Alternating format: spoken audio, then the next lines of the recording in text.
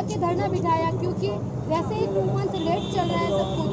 हम चाहते हैं कि वो लोग आके जो कोई रेस्पॉन्स करे, इतना भी उनका पता नहीं।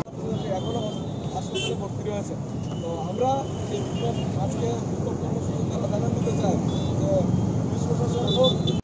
পুলিশ প্রশাসন লজ্জা, পুলিশ প্রশাসন ধিক্কার, এভাবে আক্রমণ করে বিদ্যার্থী পরিষদের কণ্ঠ রোধ করা যায় না, যাবে না।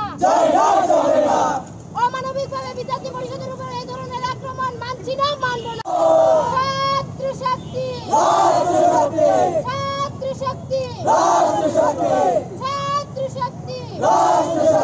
বিদ্যার্থী পরিষদ, ছাত্রছাত্রীদের উপর আক্রমণকারী পুলিশ প্রশাসন ধিক্কার, বিদ্যার্থী পরিষদ জিন্দাবাদ, বিদ্যার্থী পরিষদ জিন্দাবাদ।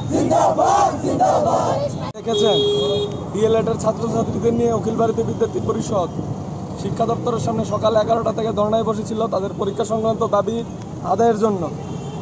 গোটা পুলিশ প্রশাসন দিয়ে 7 ঘন্টা সেখানে আমাদের বসার পরে আমাদের উপরে পুলিশ প্রশাসন দিয়ে আক্রমণ আনা হয় এবং ছাত্রছাত্রীদেরকে, নিরীহ ছাত্রছাত্রীদেরকে বেধড়কভাবে পেটানো হয়। এসডিপিও রমেশ যাদব এবং সামন্ত ভট্টাচার্য পুলিশ আধিকারিক, তাদের নেতৃত্বে পুলিশ বাহিনী নিরীহ ছাত্রছাত্রীদের উপরে লাঠিপেটা করে এবং একজন ফিজিক্যালি হ্যান্ডিক্যাপ ছাত্রীকেও মেরে হাত ফাটিয়ে দেওয়া হয়। আমাদের 8 জন ছাত্রছাত্রী এখনও জিবি হাসপাতালে ভর্তি রয়েছে এবং 25 জন ছাত্রছাত্রী আহত হয়েছে। আমরা জানতে চাই যে পুলিশ প্রশাসনের এই ভূমিকা কেন। আমরা বিদ্যার্থী পরিষদ ছাত্রছাত্রীদের দাবি আদায়ের জন্য বিগত দিনেও মাঠে ছিলাম, গতকালকেও শান্তিপূর্ণভাবে শিক্ষা দপ্তরের সামনে ধর্নায় বসেছিলাম, কিন্তু দেখা গেছে পুলিশ প্রশাসনের দ্বারা বিনা প্ররোচনায় আমাদের উপর হামলা করা হয়েছে। আমরা এই হামলার ধিক্কার জানাই। অখিল ভারতীয় বিদ্যার্থী পরিষদ সমগ্র রাজ্য জুড়ে আজকে সেই ধিক্কারে সামিল হয়েছে।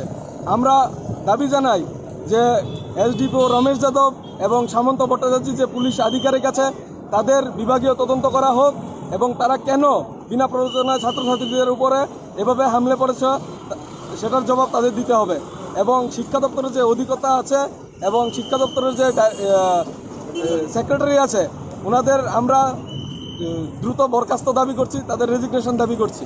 অখিল ভারতীয় বিদ্যার্থী পরিষদ এই আন্দোলনকে এখানেই ছাড়বে না। তারা যদি মনে করে যে হামলা করে, লাঠিপেটা করে, বেধড়কভাবে পিটিয়ে আমাদের আন্দোলনকে দমিয়ে রাখবে, তাহলে তারা সেটা ভুল ভাবছে।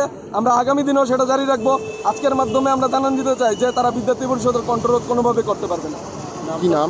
প্রীতম পাল, অখিল ভারতীয় বিদ্যার্থী পরিষদ ত্রিপুরা প্রদেশ সম্পাদক। রাজ্য সরকারের ভূমিকা কি বলবেন? দেখুন, আপনারা সবাই দেখছেন রাজ্য সরকারের ভূমিকা কি, আপনারা মিডিয়ারও তুলে ধরুন। শিক্ষা দপ্তরের যে ভূমিকা আছে সেটা আর বলার অপেক্ষা রাখে না।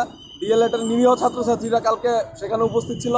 7 ঘন্টা বসিয়ে রাখার পর লাঠিপেটা করে তাদেরকে সেখান থেকে দূর করা হয়েছে। সেটা তো আর খুলে বলার কিছু নেই। মানুষ দেখছে, মানুষ বিবেচনা করবে, রাজ্যের মানুষ বিবেচনা করবে, বুদ্ধিজীবী মানুষ বিবেচনা করবে। দেখুন, শিক্ষামন্ত্রী সেটা দেখে আমাদেরকে ডাকুক, আমরা কথা বলবো। উনি দেখুক না, উনি তো ত্রিপুরারই মানুষ না।